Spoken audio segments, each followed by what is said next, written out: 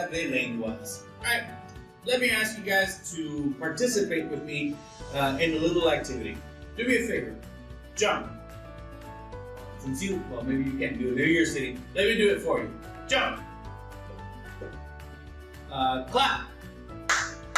Very good. Show me laugh. Very good. Show me eat.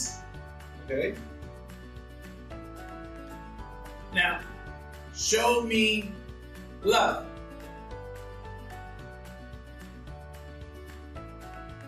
Can you do it? Think about it. Why were the first few verbs that I demonstrated to you, or that I asked you to demonstrate to me, why were they easy to do? What about this one? Show me, how many of you know English? Show me. I'm listening. That's speaking. It's a little bit different. Think about it. The difference between one and the other, the first set of verbs are what we call action verbs. Action verbs are verbs that you can easily demonstrate. We have another type of verb that we call non-action verbs.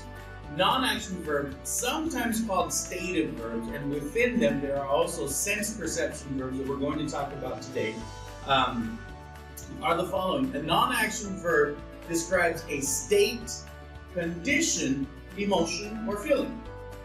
Easy?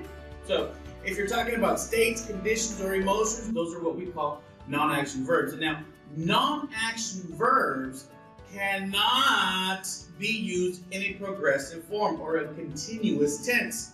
For example, can I say, I am wanting a Coca-Cola right now? Can I do that? I can do it, but it doesn't make it right. Well, how do we normally say it? We say, I want a Coca-Cola right now, or I love you. Think about it. I don't say, or we don't say, I am loving you. I know somebody's saying, somebody right there is always going to say, but what about McDonald's? I'm loving it. Yeah, I know. McDonald's is talking about the McDonald's experience, okay, which is an exception to the rule. With non-action verbs, when you are describing an experience, you can use it in a progressive form. And I'll give you a couple of other examples in a second. So, in the simple present tense, we can use non-action verbs even when we are talking about right this very moment. Not how we learned in the previous videos that non-action verbs are used for repetition, normally with most regular verbs. But with non-action verbs, we use it to talk about the right now. I want a Coke, I know you, I love you. Okay, let me give you another example in the differences between an action and a non-action verb. What about the verb watch? Is that action or non-action? You're watching me right now, aren't you? But do you see what's behind me? Do you see the mountains? Do you see the ocean? Do you see my long hair? Now, look what happens. You're looking at me, or you're watching me, but see is what we call sensory. See is a sense perception verb. So you don't really have the choice, because watch is when you're paying attention to someone, so that's considered to be an action verb. See is a sense perception verb, so you don't have no choice. Like when you look down at a mountain or something like that, maybe you're looking at an animal, and whatever you see behind that is your senses. Okay? What about listen? I love this one.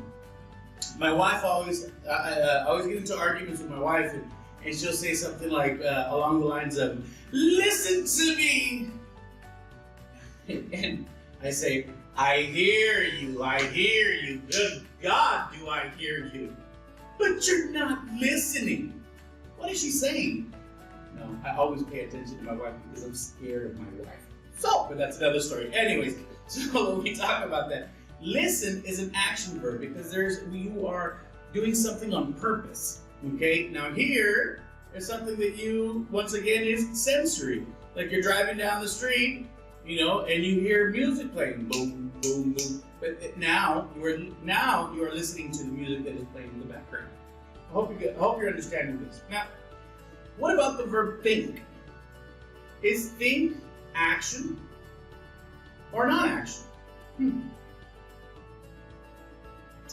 Do we say, I am thinking that gasoline prices are very high? That doesn't sound quite right, does it? I think that gasoline prices are very high. Look at that, let's look at it over here. I think that gasoline is expensive, for example. Or we say, I am thinking about my kids. What's the difference between the two? When we use that, we are describing an opinion. What does that mean? That there is no active mental thought process going on. Okay? When we say, I am thinking about, there is an active mental thought process. I am thinking about my children. God bless them. Okay? Now, what about the verb have? Can I say, hold on. I've been dying to use a marker in these lessons, but the camera guy doesn't want me to do it, so now I have an opportunity to use it. Check it out. Do I say, I have a marker in my hand, or do I say, I am having a marker in my hand? We say, I have, because we are describing possession.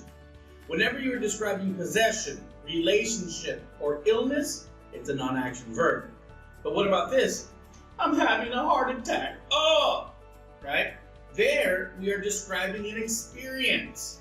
So, when you're describing have to describe an experience, or to eat or drink something, it is considered to be an action verb. Therefore, you can use it in a progressive tense.